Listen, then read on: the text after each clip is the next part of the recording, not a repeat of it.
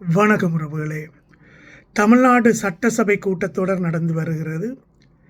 நேற்று நடந்த சட்டசபை கூட்டத்தொடரில் தாவேகா அமைச்சர் பேசுகையில் சொன்னார், எங்களிடம் போன ஆட்சியில் இருந்தவர்கள் செய்த ஊழல்கள் அது சம்பந்தமான பட்டியல் எல்லாம் கிடைத்திருக்கிறது.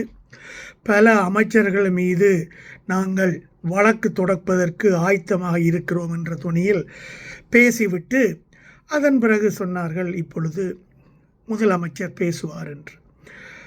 அடடடா, லைட்டை என்ற பக்கம் திருப்பாதீங்கன்னு சொன்னால் கேட்க மாட்டாங்களேங்கிறாங்களே, திருப்பிட்டாங்களே, என்ன செய்வது என்று வழமை போல வேண்டாத குறையாக எழுந்து பேசுவதற்கு தொடங்கினார் ஜோசப் விஜய் முதல்வர் அவர்கள். பேசும்பொழுது குறிப்பிட்டார், என்னுடைய டேபிளுக்கு 3 ஃபைல்கள் வந்திருக்கின்றன. அவையெல்லாம் திமுக ஆட்சியில் அமைச்சர்கள் செய்த ஊழல் குற்றச்சாட்டுகள் டீட்டெயில் அடங்கிய ஃபைல். அதை எனது நிதியமைச்சர் மரிய வில்சன் எல்லா இன்ஃபர்மேஷனையும் கலெக்ட் பண்ணி சரிபார்த்து சட்ட நடவடிக்கைக்கு தேவையான ஃபுல் டீட்டெயிலுடன் எனது டேபிளுக்கு அனுப்பியிருக்கிறார். இனி அந்த ஃபைலை எடுத்து நான் பார்த்து ஓகே சொன்னால் எல்லாம் சட்ட நடவடிக்கையிலும் தொடங்கப்படும். ஆனால் நான் அதை செய்ய போவதில்லை. திமுக அமைச்சர்களுக்கு ஒரு பயத்தை கொடுப்பதற்காக அதை அவர் அப்படி சொல்லி இருந்தார். இதே ஒரு ஸ்கேம் உறவுகளே.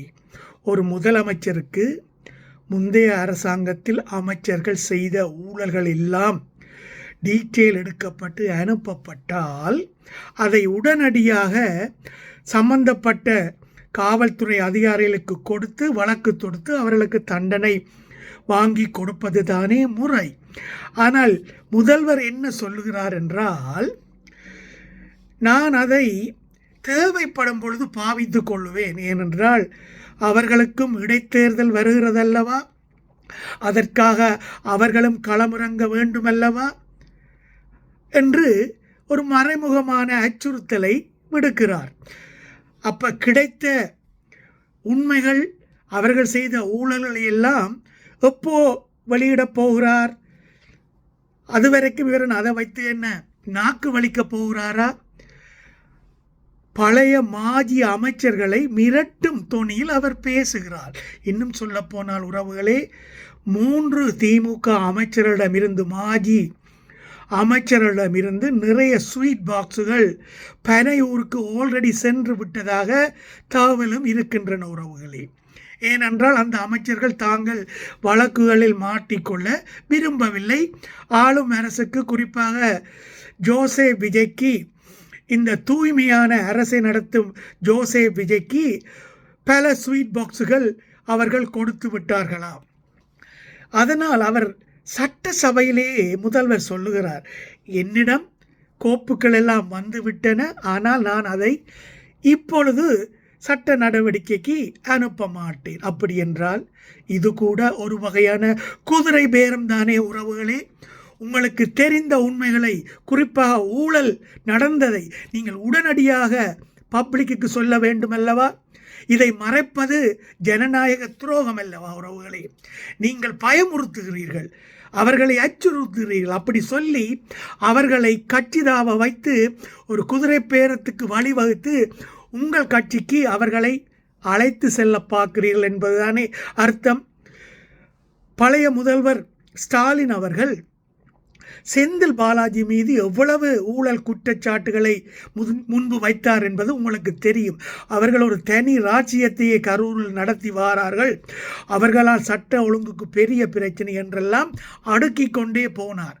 ஆனால் அவர் பதவிக்கு வந்த பிறகு அவர் மேல் எந்த நடவடிக்கையும் எடுக்கவில்லை.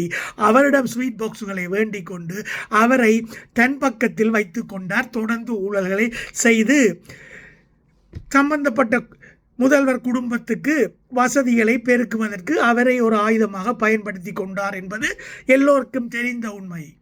அதே பாணியைத்தான் முதல்வர் விஜயும் கையாள போகிறாரா? இவர்களை எல்லாம் பயமுறுத்தி விட்டு உங்கள் மீதெல்லாம் வழக்கு தொடுக்க இருக்கிறேன், ஆனால் இப்போ இல்லை, டைம் பார்த்து கொண்டிருக்கிறேன். அதுக்கிடையில் என்னை கவனித்து கொண்டால் நீங்கள் தப்பித்து கொள்ளலாம். அல்லாவிட்டால் உங்களுக்கு பிரச்சனை. எதுக்கும் என்னை ஸ்வீட் பாக்ஸால் அலங்கரித்தீர்கள் என்றால் நீங்களும் செந்தில் பாலாஜியாக வந்து விடலாம், என்னுடன் சேர்ந்து விடலாம் என்ற ஒரு நாடகத்துக்கு ஒரு முன் உதாரணம் தானே இது உறவுகளே. அவர்கள் உங்களை பார்த்து பயந்து நடுங்கிக் கொண்டே இருக்க வேண்டும் என்கிற அரசியல் ஆதாயத்துக்காக உங்களுக்கு தெரிந்த உண்மையை திட்டமிட்டே சட்டமன்றத்திலேயே மறைக்கிறீர்கள் என்பதுதான் மனவேதனைக்குரிய விடயம் உறவுகளே. ஒரு முதல்வரே இப்படி ஒரு ஜனநாயகத்துக்கு புறம்பான ஒரு விடயத்தை, தெரிந்தொரு விடயத்தை தன்னிடம் வந்துவிட்டது, ஆனால் நான் இப்போ சொல்ல மாட்டேன், எனக்கு எப்போ தேவையோ அப்போதான் நான் இதை மக்களுக்கு சொல்லி சட்ட நடவடிக்கை எடுப்பேன் என்று சொல்வது எப்படி நியாயமாகும்? இப்போ புரிகிறதா? தூய சக்தி என்று தங்களை காட்டிக்கொள்ளும் இந்த தாவேகாவும் ஜோசப் விஜய் முதல்வரும் எவ்வளவு ஆபத்தானவர்கள் என்று சொல்லி புரிந்து கொள்ளுங்கள் உறவுகளே.